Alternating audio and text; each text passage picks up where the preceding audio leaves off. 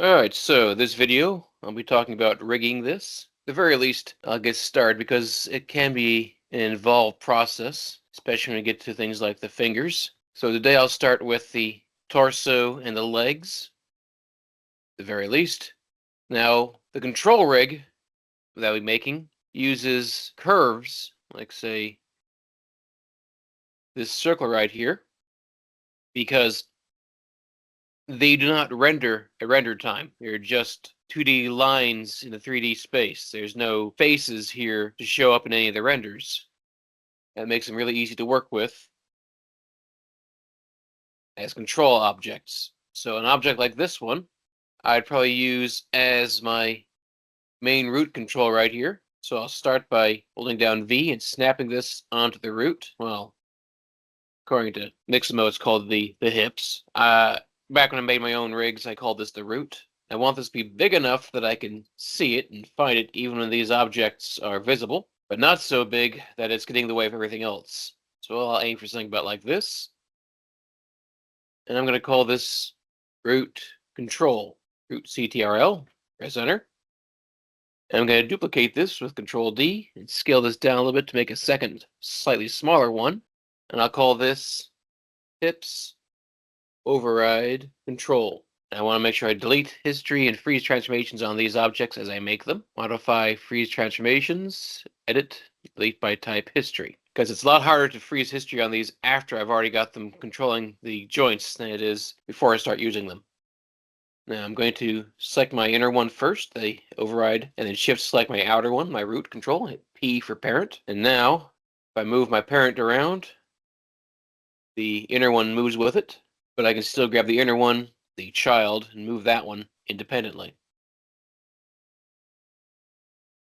Now I want the root control here to control the hips joint. So I'm going to go to constrain, make sure I'm in the rigging section still, constrain, parent.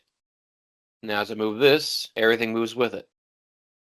The hips override will control the rotation of the hips override joint. So constrain, but instead of doing parent, I only need this to control the rotation, so I'm going to use the orient constraint instead. And now, if I rotate this, it'll rotate my lower body. Now, I want to make something very, very clear here, and that is when I parented the hips override control to my root control, I selected the child first and the parent second. When I set up the constraints, I selected the control object first and the object is being controlled second. Order matters. You have to get the order right, otherwise it's going to wind up with this controlling this. We don't want that to happen. And I'm going to hide the image in the background because that's getting in the way. It keeps selecting instead of the objects I want. All right. So that is my root and my hips override. Easy enough. Next, the legs. Now, I'm not going to add the controls directly to these joints. I'm going to add inverse kinematic controls first. Inverse kinematics just means that rather than grabbing the hips and moving that, and then grabbing the knee and then moving that, I can grab the ankle and lift it up, and the two joints right here will just move automatically. We grab the beginning and rotate from there outwards. That's called forward kinematics. Grabbing by the end of the joint and lifting and moving it from there is called inverse kinematics. And we use that by going to skeleton, create IK handle. I gotta check my option box right here. And this is set to rotate plane solver. There are two different types, rotate plane solver and single chain solver.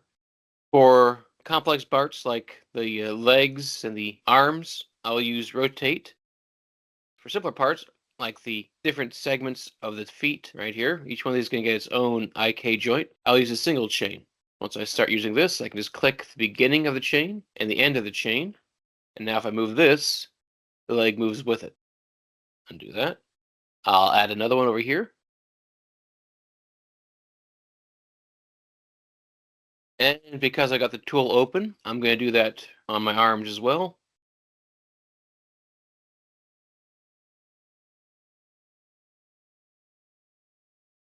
Just to save some time later.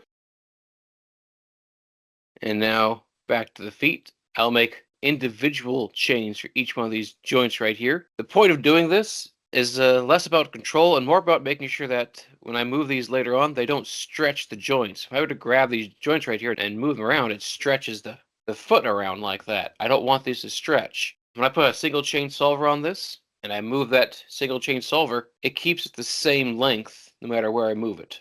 See, the bone does not stretch. And your feet typically do not stretch. If they do, consult a doctor.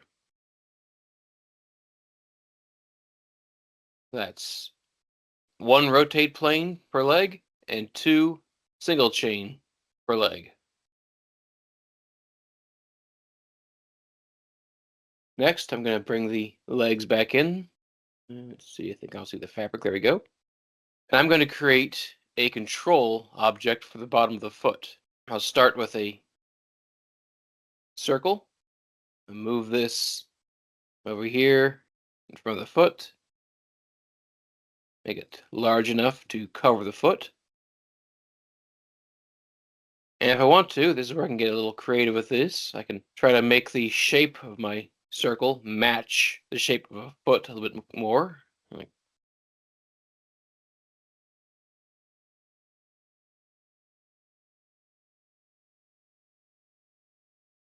generally, I like to use sort of shorthand to make sure that my control objects are clear to the animators what this object is controlling. So if this looks a bit like a foot, well, there's no doubt about this is supposed to be a foot. I'll duplicate that. Go negative my translate X, brings it over here, and then negative my scale X to flip it around. Select them both, freeze transformation, late history. Name them. Always name your objects.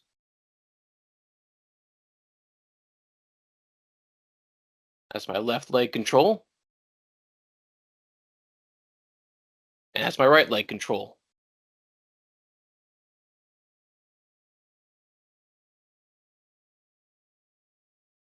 Now next, things get a little bit weird. I'm going to turn these back off. I'm going to create something called a reverse footlock control.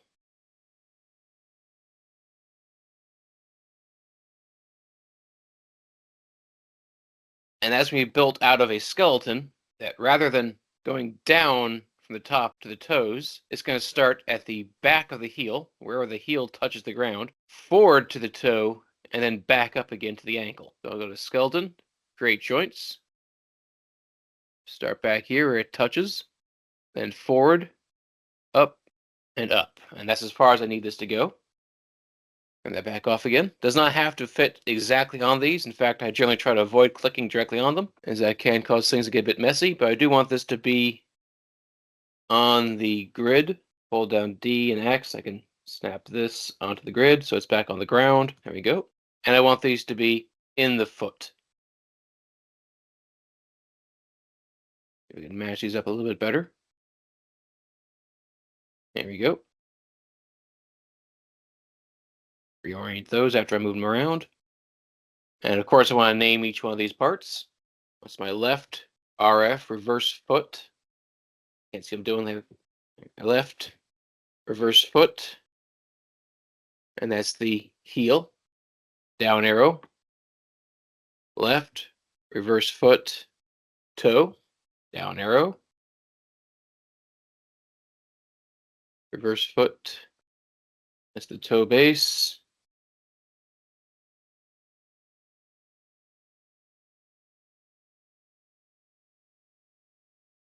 And the ankle.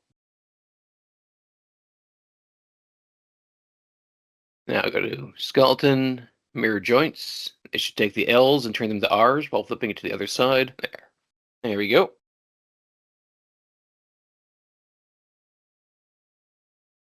Now, these joints on my reverse footlock, each going to control one of the IK joints I've already placed in here. So if I start with, say, the ankle, I'll then shift select my IK on my ankle, constrain parent,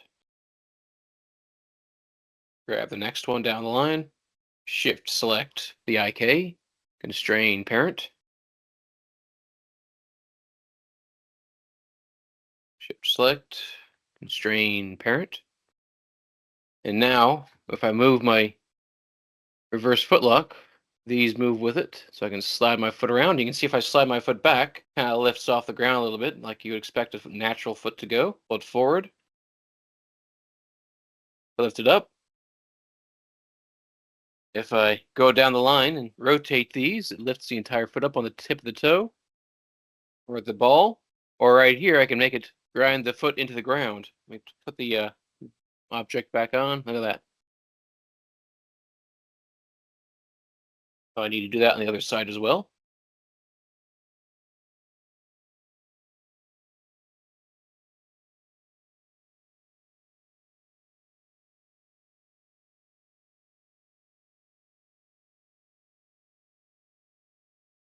And I want my foot control right here to be in the exact same position as the heel right here. So I'm going to hold down D, V, and snap this into place.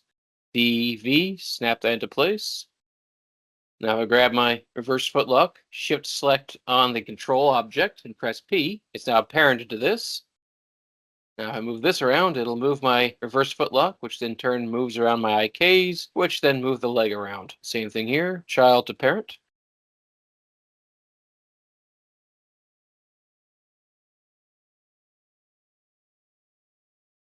And the best thing about using control objects instead of moving the joints around, the joints will always have some translates in them. With these can be set to 0, so you always know where their home is. If I lift this up, I just click over here and say put this back to 0. Now it goes back to its original starting position. The other things I want controls for, I want to be able to control the angle the knees are pointing in. So I'm going to make a new control object for that. Like I said before, I'm not going to use polygon objects because they will render, and I don't want them to show up at render time. Instead, I'm going to use this as a base for creating a new control object. So I'm going to go to Create, Curve Tools, EP Curve Tool, Option Box. I'm going to set this to linear for the time being. And if I hold down letter V, I can snap the points I'm adding to the vertices, and that creates a little square at the top, like down here. Now there's a square around the front. Doesn't matter if I overlap, that's fine. The important thing is I'm creating these little squares to match up the shape of my cube.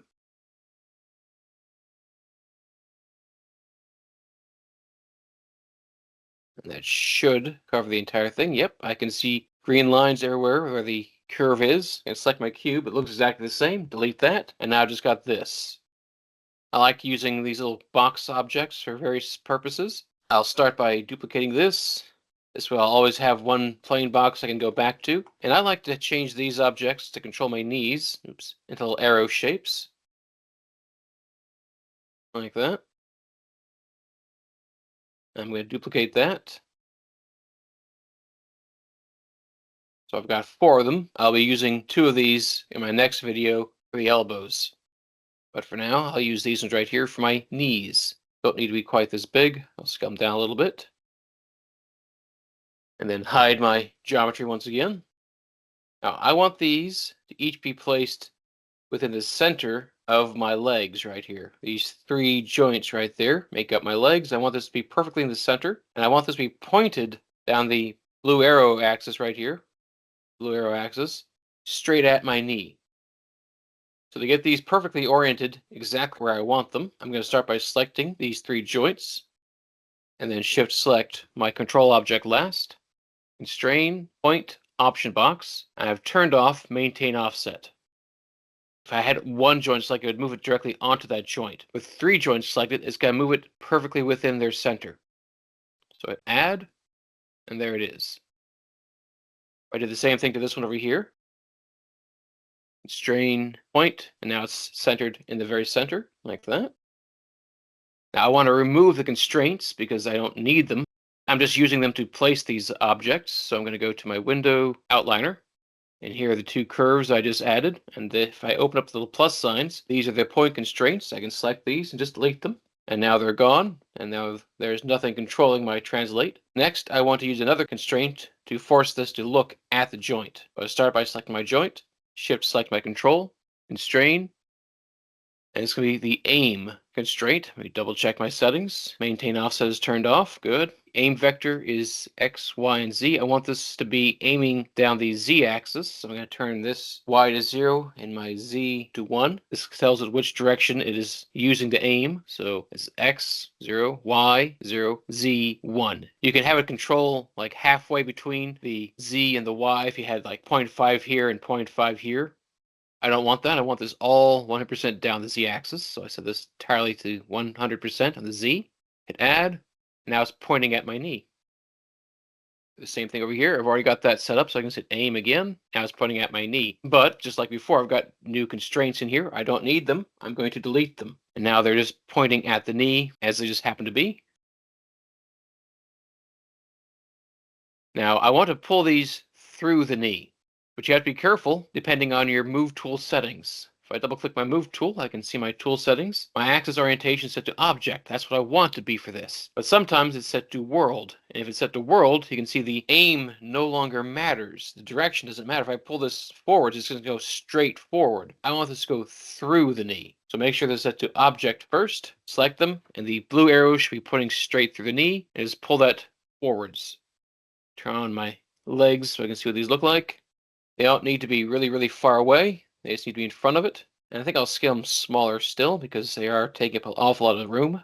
There we go. Now, the orientation does not matter for this. The only reason the orientation ever matters was because I wanted to make sure I was looking at the knee before I started moving it forwards. It has to be in line with the direction that the knee is pointing. Otherwise, when I use this as a constraint, it will wiggle the knee left and right based on where it is. If this was over here, then it would point the knee at this object, and that would lose the initial starting position I've got right here. But I don't need to keep the rotation and translation over here. I can just go to modify freeze transformation, set that back to 0. And this is my left knee, and it's called a pole constraint. So let's call that my left knee pole, right knee pole. And this does not control the knee directly. It controls the RP, IK handle. So I select my pole first, my IK handle second. And now if I go to constrain, pole vector. And if you see your knee twitch when you do that, you did this wrong. Your knee should stay perfectly still. Do that again. This one over here. So you can watch the whole knee. Strain, pole vector. Now, you may ask yourself, why didn't I just mirror this over here like I did this object down there? Why did I go through the entire deal of setting up the pole constraint and the aim constraint and moving it through? Why don't I just grab this, duplicate, throw it over here? Well, that is because if you use Mixamo, it does not make the legs perfectly symmetrical. Which means this knee might be aiming slightly different, and these two pole constraints might not be in the exact same position. You can see right here, they're in slightly different positions. If I used the pole constraint and they were lined up, this knee over here would jerk itself to point at this incorrect positioned pole object right there. That's why I gotta do it twice each time. I didn't realize that for a long time, and I kept messing up my knees. Anyway, turn these back on so you can see. Now if I move my pole constraint, my knee angles to look at it. I want the pole constraint to move with the feet, so I'm going to shift select my leg control, press P, shift select, press P, and now if I rotate this, the knee rotates with it. I can tweak the shape of the knee and set everything back to zeros.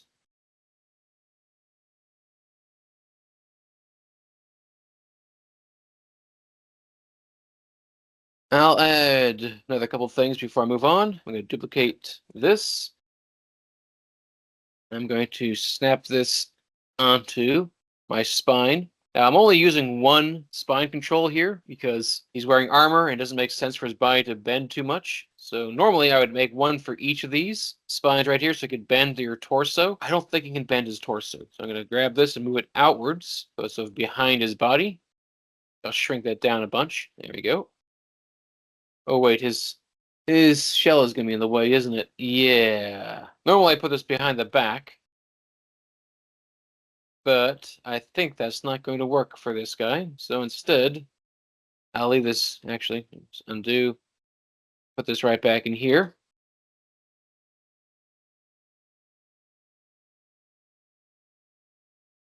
That there. select my control vertices. I have to drag because a lot of these are overlapping. There's more than one control vertex in each of these. Got my central armor again.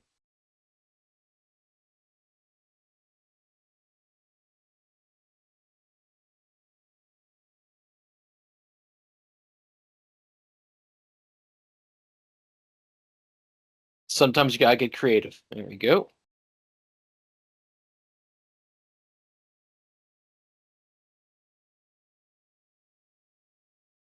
Modify freeze transformations.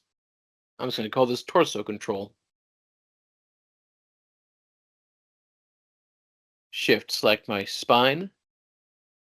Orient. Now I turn everything back on again.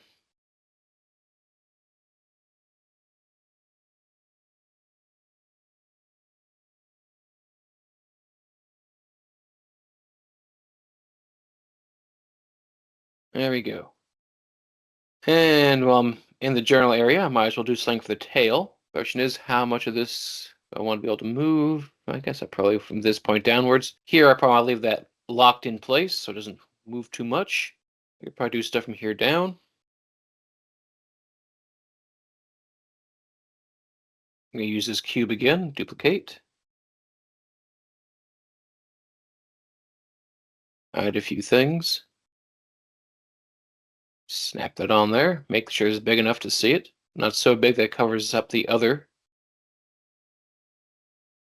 And let's just see what kind of a shape do I want this to be. It doesn't have to remain a cube. Just like I just saw up here, I can shape this to make it a bit more, matching the thing that it's supposed to be controlling.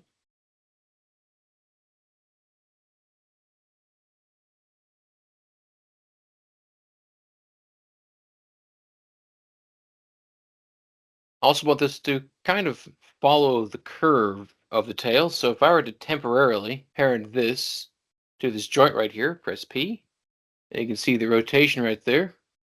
I set that to 90. Now it matches that. Duplicate this.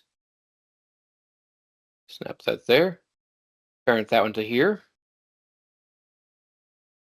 It's following it along now. If I make it a little bit smaller, I can just keep doing this. Control D. Snap to the next one. Parent it.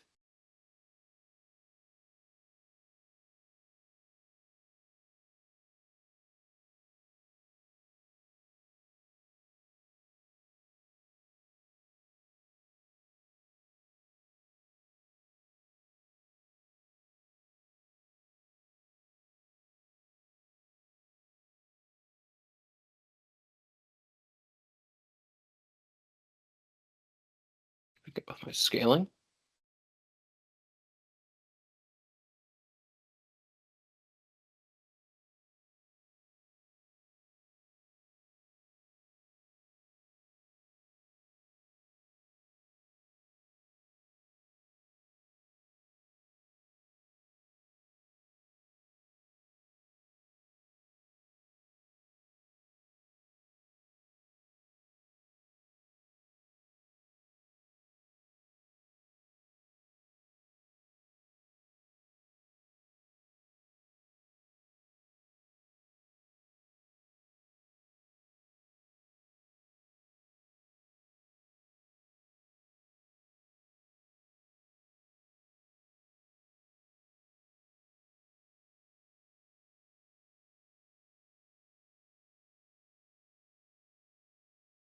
Bench down there. Gotta be careful. There are lots of other vertices around here. Gonna be snapping this onto. Apparently, I'm snapping them onto the vertices, not onto the joints. That's why they're all slightly off center. That one looks all right.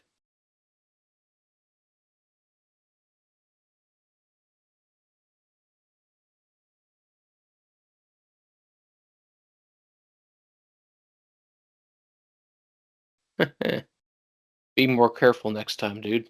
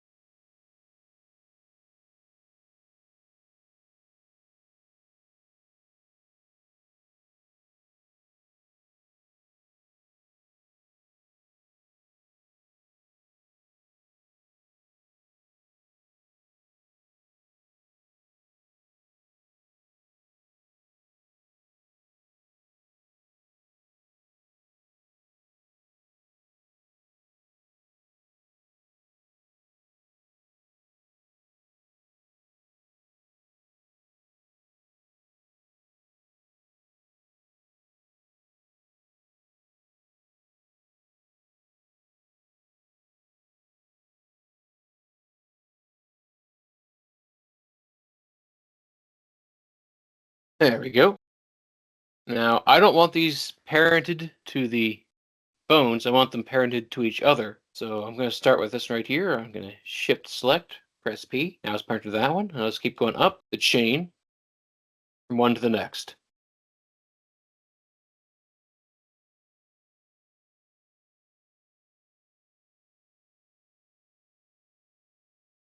Make sure I select the next top of the chain each time I do it.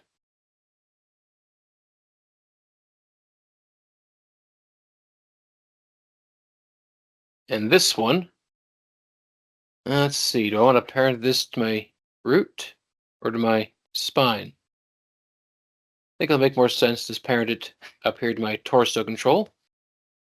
And now, make sure I select them in order.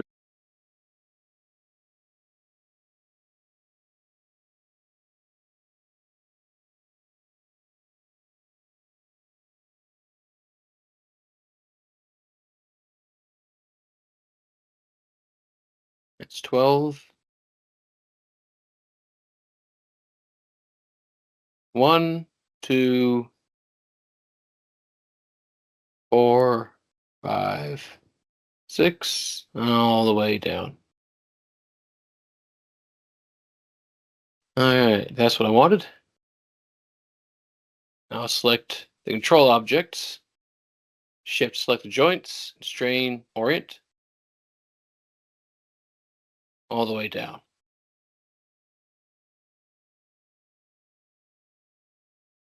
I can actually press G to redo my last command.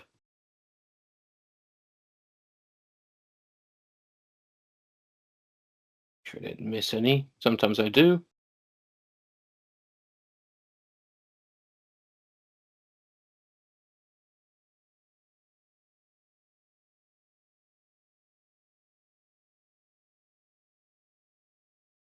There.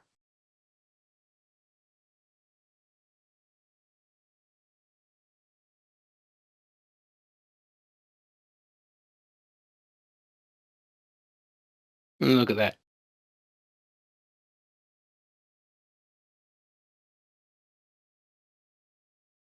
Back to 0.